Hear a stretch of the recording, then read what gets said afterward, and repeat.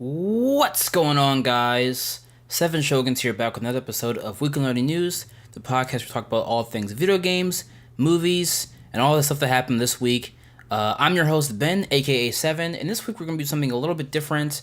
If you've been living under a rock or haven't been keeping up with video game news somehow, Friday, March 3rd, the Nintendo Switch launched. It was finally here, it's finally out. People have gotten to play them and buy them. At least some people have. If you're unlucky like me, you weren't able to actually buy one, but whatever, it's all good. I've spent the entire weekend playing the Switch with all my friends.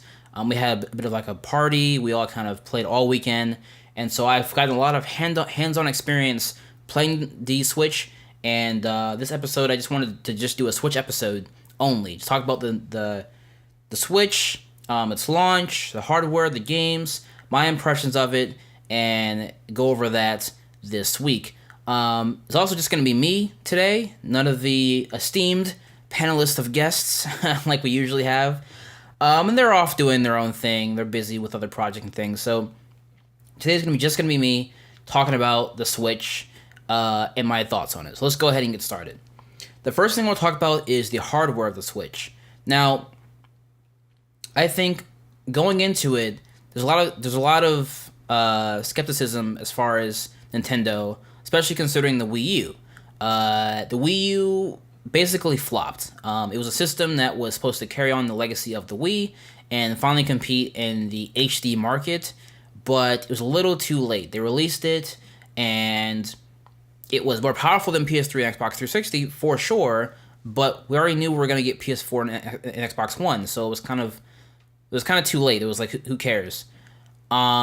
And the one thing I will say with the Wii U that I think the Switch does a lot better is the proof of concept.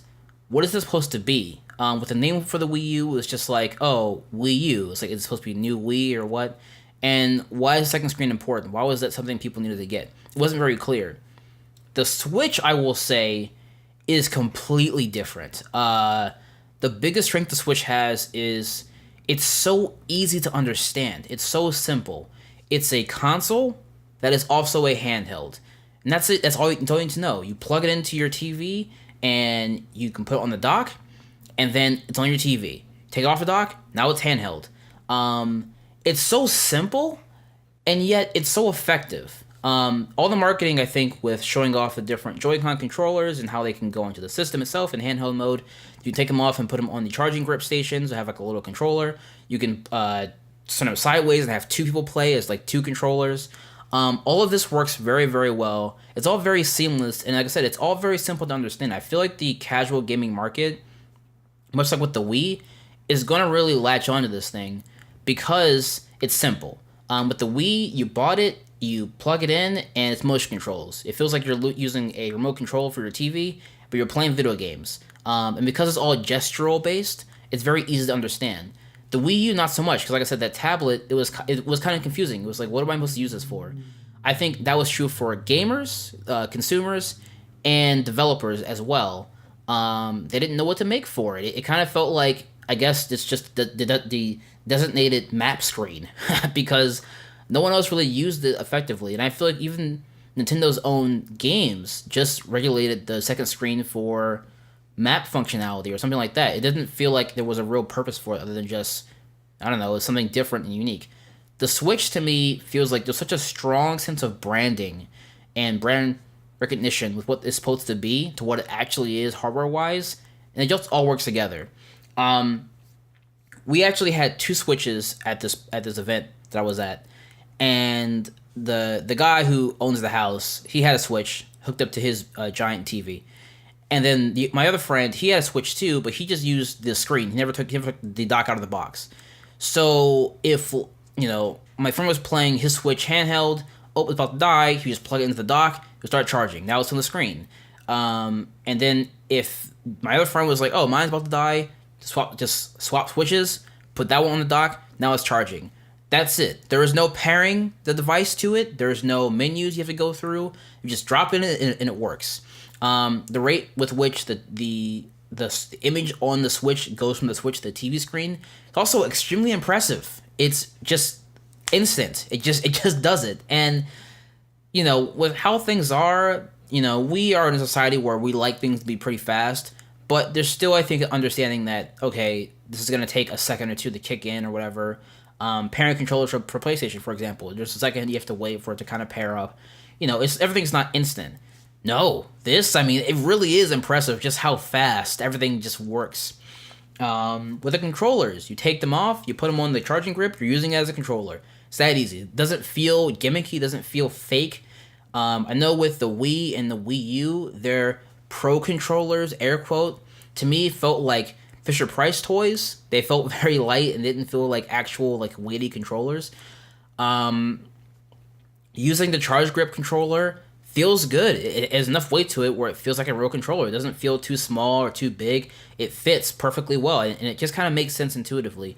Or if you use the actual the Switch Pro controller, that's an actual controller. I mean, it legit feels like a controller. Like, it feels great, and that's the thing. All this hardware, it just feels right. The actual Joy-Con controllers, I thought they were gonna feel like, I don't know, like cheap plastic. They don't feel like heavy, but they feel pretty good. There's a lot of technology in each one of them, and I'm not sure if that justifies the price tag to get them separately, which is $90. But when using them, they feel pretty great. And as a system itself, when you buy them, you get two, obviously, for both sides of the console. So technically, for some games, you have 2-player local multiplayer out the box, which is pretty nice. As far as the screen size and the system itself, it's small, man. I didn't think it was going to be as small as it was, or I guess as compact as it is. It's very thin altogether, and the screen can literally go in your pocket. This truly is a handheld system. You can definitely take it with you anywhere you go. Case in point, so we all went out to go eat a couple times over the weekend. We went to like a diner, a buffet, and we're playing Zelda or whatever, and it's like, oh man, let's go get some food. So it was as simple as taking it off the dock, putting it in your pocket, and going out to go get food. It was kind of cold, so I had a big winter coat, so it fit in my pockets pretty well. But I think it's just like carrying around a 3DS or a Vita. However you carry that in like a bag or a carrying case, I feel like this is not going to take up much more space. It's going to fit in those pockets just as well. And it definitely works. I mean, it really is a handheld system that is also a console. And I think that's his biggest strong point, is that the ability to play these games at the quality that they are and be able to take them anywhere you want, I think is very impressive. And like I said, it works. It definitely works. Battery life is going to run you about 2 or 3 hours. So from where I live to where we were going for this event, it was about a 2 or 3 hour drive, and my friend was playing the Switch the entire time. It went from 100% to 50%, or like maybe like 40%, which is pretty good. Now, would he have been able to play it all day? No, it probably would have capped out around maybe like 3 or 5 hours, and even then, that's like right off the box. As you use it over time, like most technology, I would assume it's going to start to wear away the battery, and it'll probably die a lot faster. That's just how most technology goes, but still, very impressive. You can take it out with you and use it as a handheld, no problem. And then coming home, plopping into the dock, sitting back into your couch, whatever, playing it, easy, not a problem at all. And so I think that's the biggest strength of this is for casual gamers, it's simple to understand. You're going to be able to pick it up and play it, no problem. You won't have any issues. And I think that is the biggest selling point of this thing is the whole proof of concept. You understand what it is immediately, and it just works. There's no complicated thing like, well, you buy this if you want to use this, and this is this. No, you just buy it and it works. And you have a ton of accessories for your other needs, carrying cases. Nintendo actually released a Switch backpack, which I didn't even know they even made that. But my friends, he actually ordered one, and it had all the space you would need to put the actual screen itself, the dock, your games. So if you want to have like a legit like a starter pack or something to go on camping trips, which I don't know why you want to play games on a camping trip, but whatever. You can do that. So that's also available to you. Let's go into some of the hardware specs though. So I remember some rumors before the Switch came out that the Switch was going to be like as powerful as the PS4 or Xbox One, or even more powerful than that. That isn't the case, and I don't know how that would have even made a lot of sense considering just how small it is. I mean, considering what it can do already, it's very impressive. But to compete with those things sound a little ludicrous to me, and it shows. The most intensive game that came out at launch was Zelda. Zelda is a very impressive game, don't get me wrong. Very huge, lots of systems, it's very impressive. But graphically speaking, it doesn't hold a candle to some of these other great games coming out for PS4 and Xbox One. And even then, let's be real, that those games don't even hold a candle to PC. Let's push the boundaries of that. So the spectrum as far as this gen systems like PC, Xbox One, PS4, and Switch is on the lowest end of that. It's not going to be pushing or winning any awards for pushing the boundaries of system power. However, it still runs what it does pretty well. But I think it'll be interesting to see what happens with third parties, because will Switch be able to run things like Red Dead 2 or Mass Effect Andromeda? I don't know. I don't think it can, to be honest, which I think already is scary to some people because it sounds like the Wii U all over again. You know, it's not going to have any third-party games. It's just going to be able to play first-party games, and you won't have any games for it, and that's it. The Switch is definitely not going to replace your main system in your house. That just period. It won't do that. The Switch to me is even more so than the Wii U, a secondary system. It definitely is a system you'd buy to play all your Nintendo games, and it's your second system. You know, you're still gonna have your PS4, you're still gonna have your Xbox One to play Call of Duty or whatever you're gonna play. The Switch will not replace those anytime soon, and I really don't see any of those games coming to Switch because, like I said, I don't know if the Switch can run it as well as those systems, and I don't know if third parties are gonna want to put the money in to developers to port the game over to the Switch. I just don't. That may not happen. Now they might, because Switch makes a lot of money, and just like with the Wii, we got a lot of ports of games. But usually they were not the superior. They were not the superior version of the game at all. They are usually pretty bad. So that's a concern. However, consider this: the Switch, to me, I think where it's gonna really excel is not so much as a console that can go handheld. So when you compare it to PS4, Xbox One, or even the newest versions, PS4 Pro and Xbox One S, or even Xbox Scorpio eventually, you're going to look at it and say, oh, this is a weaker version of that you can take out with you on the go. That might not look as good to a consumer, versus saying, no, you should compare this to a 3DS or a PS Vita. This is your new handheld that you can also plug into your TV. I think that's where it's going to have the most success is... Yeah, we aren't going to get a whole lot of great, super big third-party games that we're going to get on like PS4 and everything like that. Sorry about that. My phone just went off. However, I think definitely we are going to get a lot of these handheld games that are going to have the quality and the power of the Switch to play that. So we're going to get things like Luigi's Mansion 2 on the Switch, the new Fire Emblem games that have been doing really well on the Switch, your Bravely Default, or any of those kind of games, those niche games like that. Pokemon, which is a huge one. You know, Pokemon Stars, next Pokemon game, will probably be on the Switch. And now you're going to have these handheld experiences with the power of the Nintendo Switch and be able to put it onto your TV and play it on the big screen, but still also play it at home. I think that's where the Switch is different from the Wii U, and why I think it'll make money and it will do well. Because if Nintendo is smart and they like money, which I know they do, they're going to market it as that way. It's like, this is your new handheld. This is your new HD handheld. And you're going to get all these experiences in HD and be able to play them, plug them into your TV and play it that way.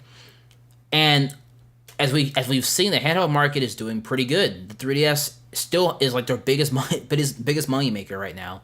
So I think it's wise for them to push it that way.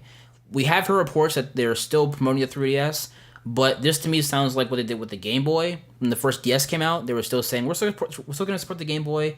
I mean, they even made another Game Boy after that. They made the Game Boy Micro.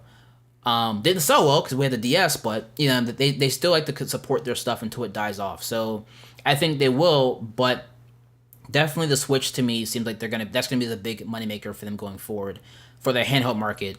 But we'll also compete with the console market a little bit. But it's not going to be, you know, replacing any of your other systems anytime soon. Like, it's definitely a secondary system that you can play your Nintendo games, your handheld games on, and it makes sense for me. So overall, I think the hardware is definitely really cool. I think it's for the system itself for $300, not a bad price. If you're trying to get all the other accessories for it, like the other controllers and things like that, those get really pricey, so that becomes kind of a problem. But I think overall, it's definitely a great start, and I think right now it has a lot of potential. I think the Switch will really hit its stride maybe like next year, like year 2 or 3, when we start having more games for it and we start to really see what this thing can do. And more people can actually buy them, because right now, if you didn't get a Switch on launch day or this weekend, you're basically screwed. I wasn't able to buy a Switch at all, so at this point, I'm not gonna be able to get one until maybe like April, is what I've been told by some sources. Yeah, if you weren't able to get one, I would mooch off one of your friends because at this point, it doesn't look like they're gonna get one. You're gonna be able to get one anytime soon. I have seen people obviously who have scalped it. They've sold they bought like 3 or 4, and then went on eBay to sell for like $1,000, $2,000. Don't do that. Don't waste your money and pay $2,000 for this system. It is really cool, definitely, but the biggest thing you're gonna be able to play on is Zelda, and you can play Zelda on Wii U if you want to play it that bad. You know what I mean? So don't waste $2,000 on this system. It is really cool, and I think it's gonna be great, but they're gonna make more. You know, Nintendo likes money, and if this thing is selling out like this and doing so well, they're gonna want to sell more of them. So they're gonna make more of them. Don't worry about you have to get one right now. Just wait it out and get one later. Okay, let's move on into to the game. So the Switch has an okay lineup of first party.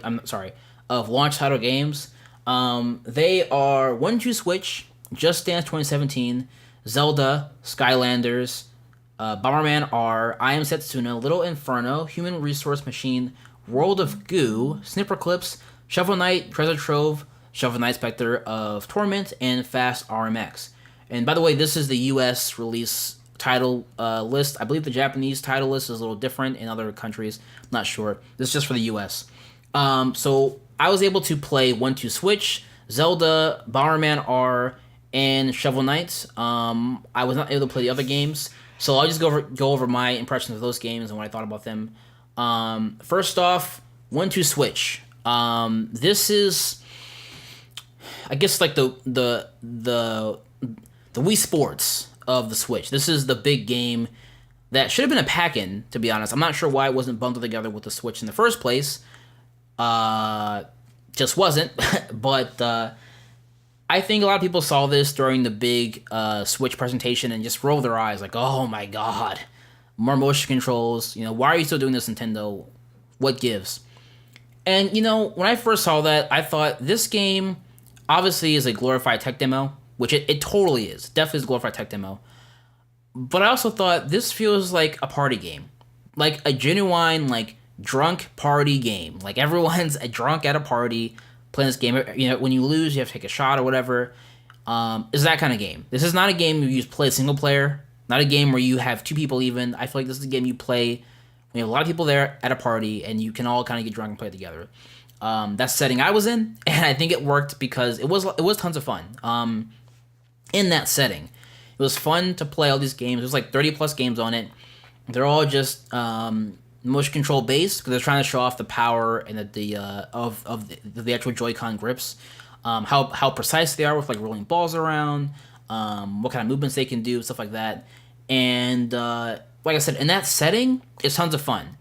But this game has no longevity at all. There's no way you're gonna play this game a year from now. Hell, not even like 2 months from now. To be honest, I think when you first get it and on launch day with all your friends playing it is fun, but past that point, there's not much more to it. And I feel like this game would have been better if it was a pack-in, because then you just have it and you can play whenever you want. But to spend that money to go out and buy this game, to me, it doesn't really feel worth it. Like I said, it is a glorified tech demo, so if you want to show off to your friends how cool the Switch is, this is definitely a great one to do it with. I mean, like I said, they do a lot of different ones. Some with Joy-Con grip only, some with it as the actual like handheld tablet itself. There's just a lot of things on there, and I think it is very interesting. I think people are kind of sleeping on it, and it's something I wouldn't sleep on as far as, like I said, a great multiplayer game to have with a lot of people. But something you just do one on one, I would probably pass on it, to be honest. It wasn't that big of a deal. And even then, after I had fun with it this weekend, I probably won't play it again. Unless we have another big outing where one person brings it and we all play it. That's cool, but for all of us to own it, no, it doesn't seem worth it to me. And yeah, it's not a game you would be playing that often. Bomberman was pretty cool. Super Bomberman R. We played that. Personally, Bomberman is not my kind of game. I'm not into games like this. But if you grew up playing Bomberman and you really love it, it's pretty cool. Graphics look pretty nice. There's 4-player local multiplayer. You can play on the Switch itself as the handheld mode, or you can play on the big screen by having it docked. Works just as good. This one thing I want to mention too. Also, so we had 2 Switches at this party, and the sync the controllers up to the one Switch was as simple as taking the controllers off the other Switch, putting them on the new Switch, and that's it. They're synced. Very, very simple, very intuitive, very easy. And like I said, it just works, Like this system, the biggest thing is everything just works. Everything works so well and so simple and so clean. It's just great. So we all had one Joy-Con. We all played it together. And it's fun, like I said, as a multiplayer thing. You can play single player. I'm sure there's a campaign and everything. There's multiple characters. But again, it just isn't my kind of game personally, so I don't think that's the game I would really buy like that. But if you're in the Bomberman, I think this is definitely a great excursion into that franchise, and you're probably gonna love it. Other than that, we also played Shovel Knight, which Shovel Knight's the same. Not much I can really say about it that's different from the original Shovel Knight. This game's been out for years at this point, so it does look beautiful though. Playing it on the handheld system or playing it on the big screen looks great. But it's Shovel Knight. It's the same thing you've always been playing. I didn't get to play the new campaign with Spectre Knight. I just played the regular campaign, so I didn't see a whole lot of the new stuff. But like I said, if you're into this kind of stuff, nothing's going to change. You're just going to probably buy it again for a Switch or not buy it again because you had enough or whatever. But it's not a game that's going to definitely sell the system for you. It just isn't a brand new experience. Obviously, the big game that will do that for you is Legend of Zelda. Zelda is the crown jewel of the system right now. It's the thing you're gonna buy no matter what. If you have a Switch right now, you're lucky. But if you have one right now and you don't have Zelda, it's like, what's wrong with you? Like, you know what I mean? Like you really owe it yourself to buy this game. This is the reason to own the system right now. I mean seriously, it's the one you're gonna be playing the longest amount of time afterwards. You're probably playing it right now, or you're gonna still be playing it a month or 2 later because it's so massive. You get a lot of bang for your buck. If you're someone that can't buy a whole lot of games, Zelda will take care of that for you. You buy Zelda and you're basically set, pretty much. It's fun. It's really fun, man. It's a lot of the most recent Zelda games have been really cool, but they've been too easy. They've been very linear. This one to me feels like the most recent one they put out. Link Between Worlds, which is very open. You can go anywhere you want, or even the original Zelda, which is also the same thing, very open. You go wherever you want, but times 100. You know what I mean? It's Zelda meets Zelda meets Skyrim, or Zelda meets Witcher 3. It's a massive open world game, and it's great. It's definitely great. Combat feels really great, and it's very hard too. It's a very hard game, and it's a very open game, and I think it's a game you spend a lot of time with and get lost in.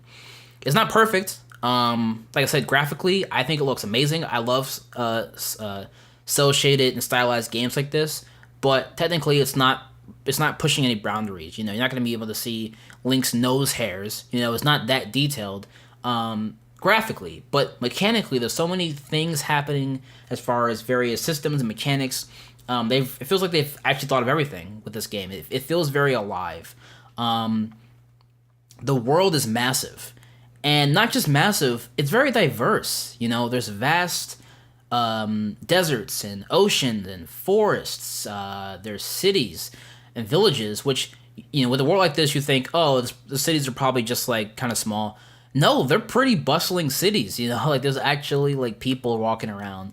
There are open fields that feel kind of empty, but as far as like people you can talk to, but they're filled with monsters and collectibles and Koroks and mini games. Like there's so much to just do in this game, and then when you run into NPCs, they're just walking around doing their own thing. There's merchants and people who are riding horses. One of the things that happened pretty early on is you're just walking and then you see two guys fighting bokoblins. They're getting attacked by bokoblins by themselves, and you can just go help them. You can go help them fight. I ran into two guys who were treasure hunters who were trying to find their own treasure. You can listen into them, and then you can find out where the treasure is and go on a treasure hunt. Like there's just a lot to do. It really is a massive game, and regardless of how it is graphically, I think technically, as far as all the systems and everything, it's great. People are saying it might even be Game of the Year. We can't say that yet because we still have to get Red Dead 2, we still have to get Mass Effect.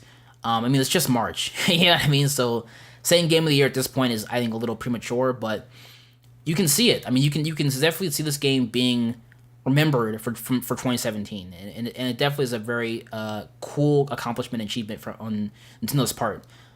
Most systems, when you think about it, have a pretty lackluster launch. There's usually not a whole lot of games coming out when the system first comes out. So to launch with Zelda, just by itself, carries the rest of the team. You know what I mean? Like, it carries everyone else. And so say what you will about 1-2 Switch or Shovel Knight or in these other games, Zelda, I think, sells the system by itself. Honestly, like I said, I think honestly you can just buy the Switch, just buy Zelda, and you're set until April or whenever. So never something else comes out. Splatoon 2, So I think it's great video game, and I think it's mandatory. If you have a Switch, you have to buy it. That's basically how I feel. There's no excuses. But beyond that, there's not a whole lot. And I think if you're a kind of person that likes quantity of games over quality of games, you might be disappointed that there's no other variation for you to switch off from. But at this point, like I said, with Zelda, do you really need anything else? It kind of is its own thing. Anyway, my closing thoughts as far as the Switch and everything. I think the biggest thing is this system has a lot of potential. I think we're going to really see it hit its stride probably a year or two from now and see all the games that it comes out for and how that kind of works out. I think there's definitely a market for it. I don't think it's going to end up like another Wii U because, like I said, of that handheld part of it. All these handheld experiences that were on 3DS and the Vita now have a home to be, and it can be HD and can be great on the Switch. You can plug it into your TV, you can play it handheld. It all works out pretty good, and I think that's its biggest strength. I think right now there's not a whole lot to do on it, and I think you're probably going to be just playing with it in your hand or taking it places just because you can, and just playing Zelda. Pretty much, it's really all you got until I think Mario comes out in April, and then Splatoon 2 comes out in June or so. So you'll have more stuff then, but at this point you just have Zelda. So if that bothers you, then maybe don't buy it for now. Maybe wait until those months to start to look for one.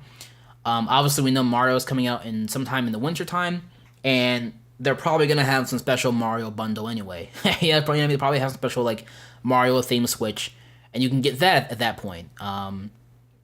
But I think it's great. I think I saw people saying the Switch is Nintendo finally stepping back into the realm of competing with PS4 and Xbox One, or competing with Sony and Microsoft. I think it's the opposite. I think Nintendo has doubled down even harder on being the secondary system. And that's not a knock to them at all. I think they have doubled down and said, we are your second system, okay? Unlike the Wii U, which was kind of expensive and it kind of is the same thing. This is like, no. We are literally your secondary system. You have your main system at home, your PC, your PS4, whatever you have. And then the Switch is literally your secondary thing. Your little handheld. You can play on the go whenever you are at places. You can plug into your TV and keep playing. I feel like they've doubled down on that even harder with this system, and I think that's to their benefit.